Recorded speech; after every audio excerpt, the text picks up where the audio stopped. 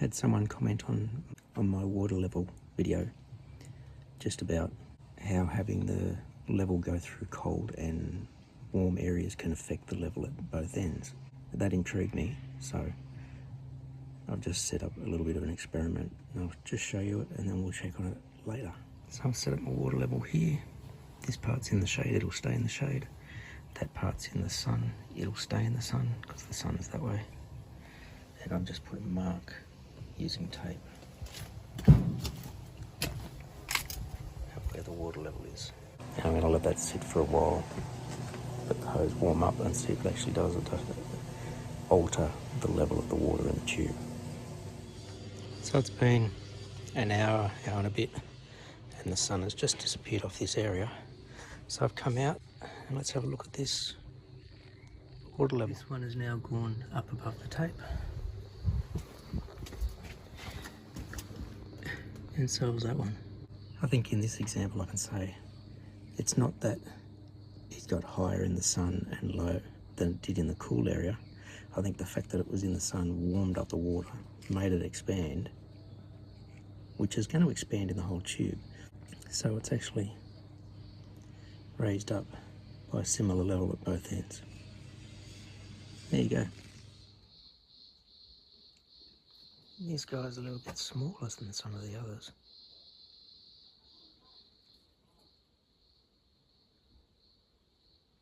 He was just crawling towards the laundry door, so I had to pick him up.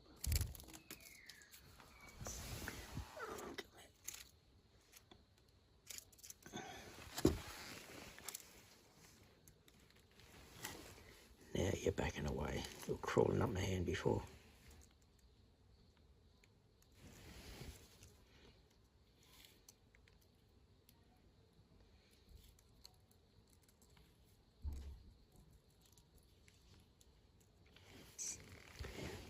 I don't have you just outside the laundry.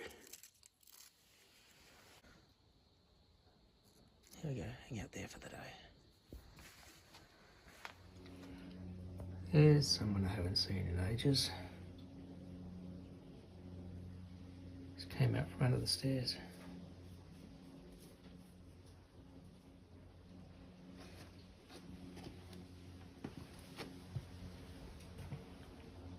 How you doing, buddy?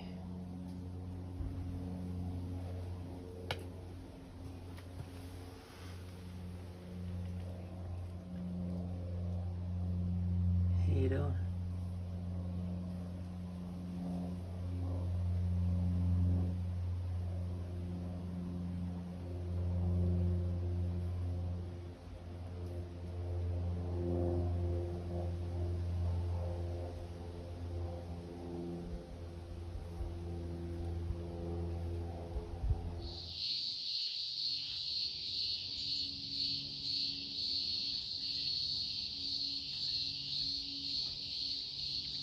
It's been a few days, I think, since I've talked about what I've been doing in here. Been a bit distracted by cicadas. Oh, look, squirrel. Got this end sheeted up so that stuff's stuck. This is the laundry end of the room. Got sheeted, this area insulated and sheeted. I've still got to do this bit, and part of that was because I had to finish framing and everything on this side. So I've got this area framed out. Still got to work around this little pipe up the top from the kitchen because it cuts down just a little bit into the ceiling space. But that goes right up there, so I can end up sheeting across there, get this all insulated. I've got to get a bit more timber for doing these bits in here, up here, like I've done in this end. I've got timber that goes right up to the brickwork so that the insulation stays held in, but it's just far enough away from the window so that we can still put a nice piece of, like maybe maple or something, like up in the house, and do that around the outside. It'd have to be a thin piece here because there's not much of a space there, but I've got this piece to go here. I've just got to cut it down to width, and then I can do this bit. I don't want to put anything up the top at the moment at this side. You notice the screws that are not quite sunk in. By the time I got around to doing that, it was just going on 7 o'clock, and I didn't want to keep using the rattle gun for making a lot of noise. I think on a weeknight you can work up to 8, but I had no light left outside for using the saw and everything like that. Daylight saving starts tomorrow, so that may change that little bit. I think on weekends you can only work up till about 6 in the evening with power tools. But down here I put all the silver sarking insulation on. I've drawn on the sarking here. You might just be able to see it. That's where all the water lines are, so that if anything ever needs to be done later on, okay, this is the direction of the lines, not to put anything into it there. I did the same thing where the gas line is up the top. Used a red pen, my texter for that, to say this is where the gas line is. But I'm still trying to figure out my framing for this space. I can just fit my plumbing pipe in behind the framing for going over to here behind the washer. I want to try and get this wide space behind the washer wide enough so that I can do a cubby type setback in the wall. This bit I think will be framed out to the edge, but just behind the washer needs to be set back, and that's mainly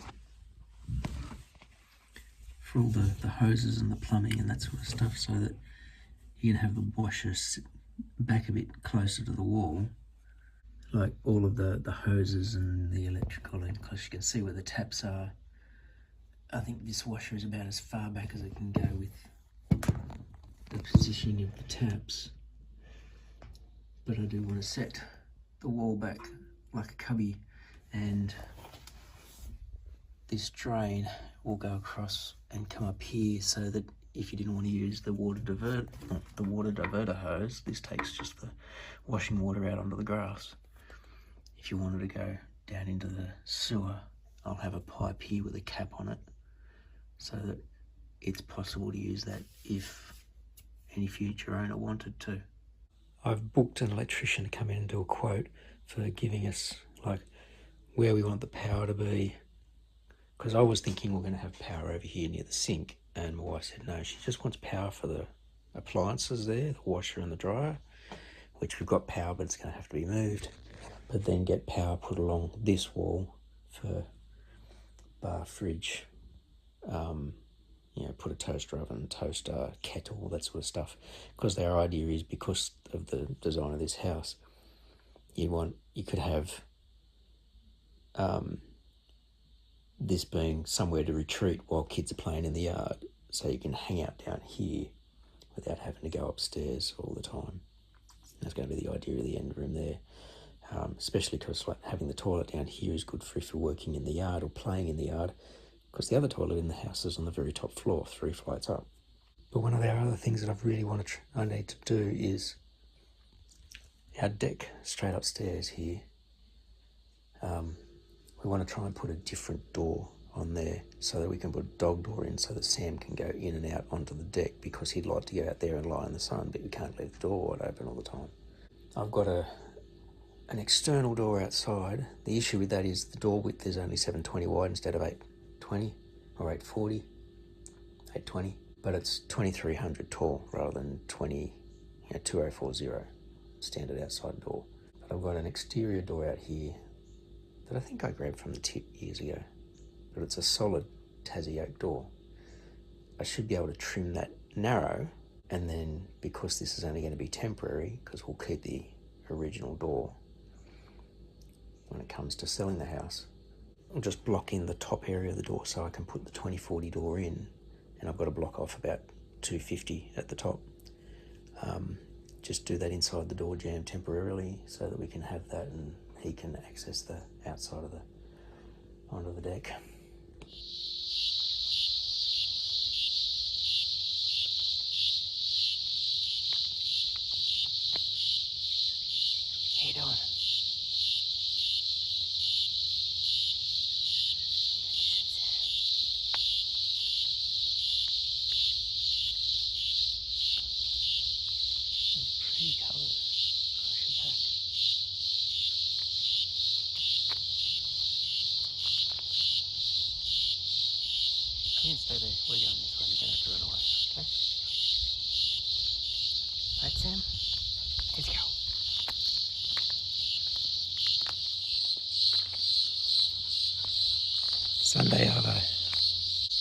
roughly 240.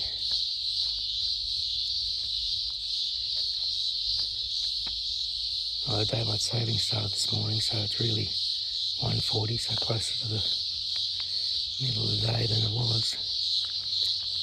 But it was 35 at the house, and when I pulled up down here, it said the outside temperature was 28. So the outside temperature at the house is probably just because the car was sitting still. The sounds of the Australian bush.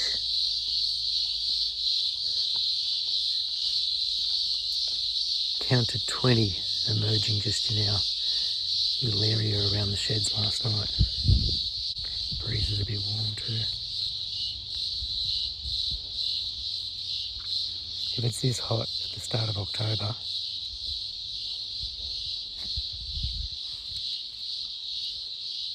the height of summer is mid-January.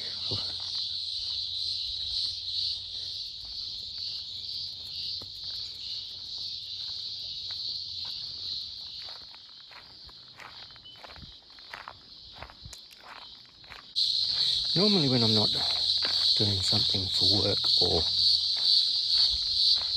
having conversations with people or at work, I've usually got podcasts or music going in my ears. Especially when I'm working around the house, keeps me occupied in my head. I usually got them playing through the car stereo whenever I'm driving. It's 2 hours a day for work on work days. And when I used to bring the boys out, I would occasionally have them in the ears then just to keep listening to the podcast or music. But I think sometimes there are times when you shouldn't block yourself off from the world. And this is probably one of those times when I'm... Where is he? There he is. When I'm out with him, or when I was out with Lucky and him. Mind you, having the isotunes in your ears right now would have been great with these cicadas. But at least they're overpowering my tinnitus. There's a lot of times when I feel really, it does seem to calm me, relieve some stress. Just walking, listening to the sounds around you, and they include our footsteps in the gravel.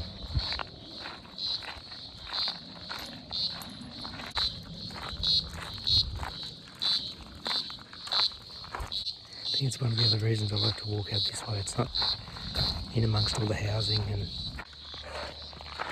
this exercise is definitely something that both me and Sam need. He's actually lost a bit of weight. I think it was 700 grams between vet visits. It's a little under a pound, roughly a pound. And I've definitely got to get myself fit again. We'll see if we can get out at least every weekend. Once every weekend. Maybe now the daylight savings started, if I get home from work early enough, I could take him for a walk. So it might be a good stress release at the end of a work day. Depends on how things are going.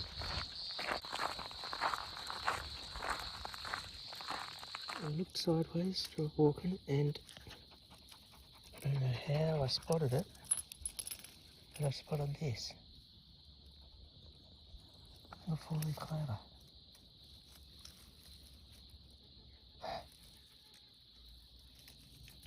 After bringing Sam back from the walk, I came in here and pulled down the last of that, the sound insulation, the big thick soundboard that was throughout this area. Main reason for that is because my wife and I spent a bit of time yesterday working out all the lighting, where we want the lights in the laundry area, so they're positioning and that sort of stuff. And we still got to work out all the PowerPoints, but we said if they're coming to do that, we should probably get them to do this area as well. So I've pulled all that down so they've got access to doing the wiring, because I don't really want the lights hanging off the beam like this. We probably want them more in. This could do well with 4 lights. So sort of one over there, one in the middle of this area, up here, and we're also talking about possibly getting some ceiling fans, like one in the laundry, one in here, and we'll eventually get a split aircon system just over there, like where you can see the black there. That's a little bit above ground level, so up this side's ground level's up here. I've still got to waterproof that wall, like join up that spot with that spot, which I might do tonight. Yeah, today's Sunday Arvo, and the electrician's coming Wednesday morning, so I also need to put some extra bracing in between all of these joists. They're the bearers, they're the floor joists. I need to put some bracing in between all the floor joists to help stiffen the floor up. There's a bit of bounce when you're walking around up there. Ended up getting that wall done, because that area had been done before, so I've done all of that right up to the top. Ground level's probably about here, I think. About there. And I also went all the way to the top on this wall, which comes along to where the manhole is. So that's got a single coat at the top there, double coat down the bottom already. This is all just one coat and down onto the floor to get that sealed across the bottom. And over there, it's like a single coat at the top, double coat already down the bottom. So tomorrow sometime I'll be able to do another coat of that. And this wall also is a wall that I had dug down on the outside a couple of years ago and went right down below here, right down to the footing in the foundation, and I rendered the whole outside of that wall with waterproofing in the render and 2 coats of this pond lining stuff, so that no moisture could come through this wall at all. And now doing it on the other side, the inside as well. That's really well. I really sealed that up. Just finished a trip to Bunnings. Get a new dock door for Sam for that back deck. Couldn't get the door because the place was shut. Got some soft close drawer runners and hinges for the cabinets that are sort of making so far. There's a fly screen and a smoke detector for the laundry. And then I was, in the back of my head, I just started thinking, like, we've spoken so often about why don't we have a fire extinguisher,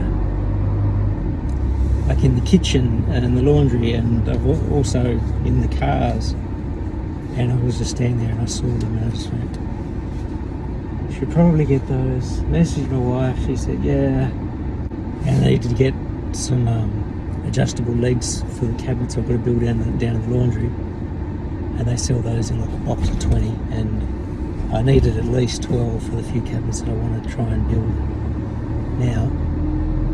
Just clicking through, only got a couple of hinges, only got a couple of drawer runners, flicking through, and then she tells me the price, and it's like 400 and something bucks, $409, and I was like, what? And she even looked over at the trolley and goes, where was all the money in that? And I sort of looked and went, the box of cabinet legs is 50 bucks. There's about 80 to 100 bucks in fire extinguishers, about 100 bucks in the fly screens. There was only a few things, but they weren't cheap items. Anyway, I'd looked at work, because when I took all that timber and stuff during the last year's fires, that's all stored in the shed still at school. And I knew I had some really big pieces of Western red cedar and that sort of stuff, so good for an exterior door. I thought I could just make make a door for the deck, because the door needs to be just shy of 2.3 metres tall, because it goes almost to the ceiling. And then I'd have to make it and then get like mill all the timber. I found timber. I'd have to mill it all at work, because I don't have that sort of stuff at the house. Mill it all, get it all constructed, route out the part for the glass, get glass ordered, do all that sort of stuff. And we said, why don't you just see if we can find a door? And it's narrower than standard because of the deck. And so we found this place that had doors that were the right width, glass panel that we want, room to be able to put a doggy door in the bottom, not as tall as we want, but we figured out what we can sort of do to the top to do that, build on to the top of the door, or frame down the door jamb a little bit. Either or will probably make the door a bit taller. So it only needs to be an extra 10-inch taller than standard.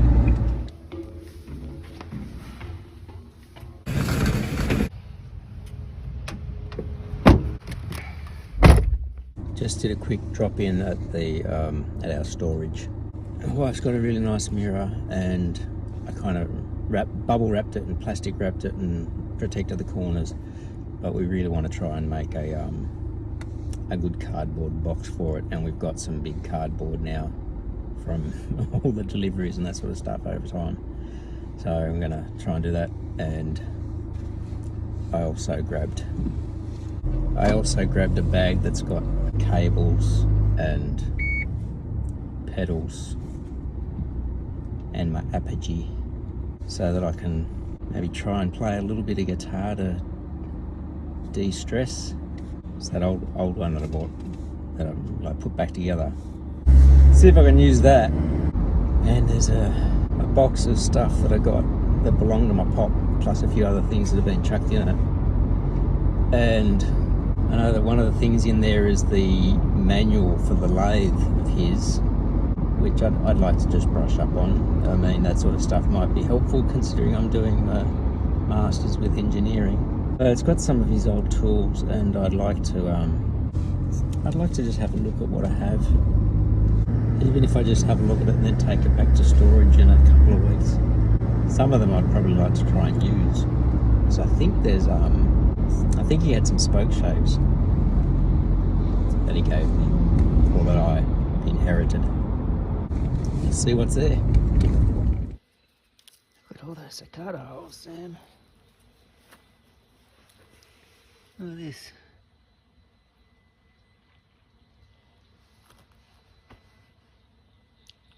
Looks like a cicada graveyard.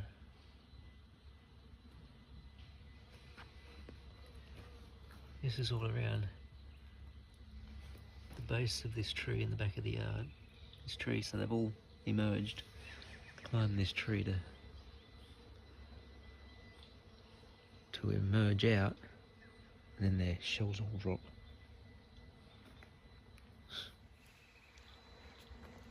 What can you smell, Sam? No way the kangaroos are getting in here anymore.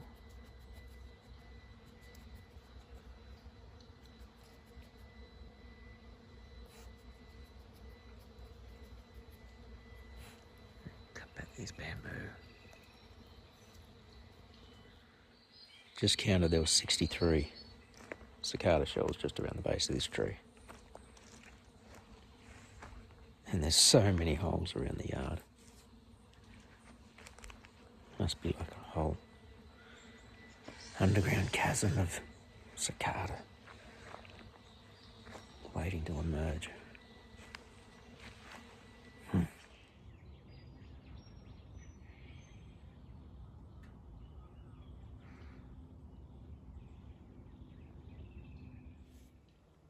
Having an early morning explore. You see some of the bamboo runners and old stumps and stuff that I've been chopping out as I've gone down to chop out new stuff. I've just got to get all those into the green waste bins, which which is collected next week. But you can see, there's another, you might be able to just see another new bamboo shoot there. There's a few popping up in this, which I chop out every day. But all the ones that when it was this size, I just went down and sort of chopped it off just above ground level. So now there's a lot of trip hazards all through the yard, so I've been slowly digging up and pulling up the runners because that's what the new shoot's coming off.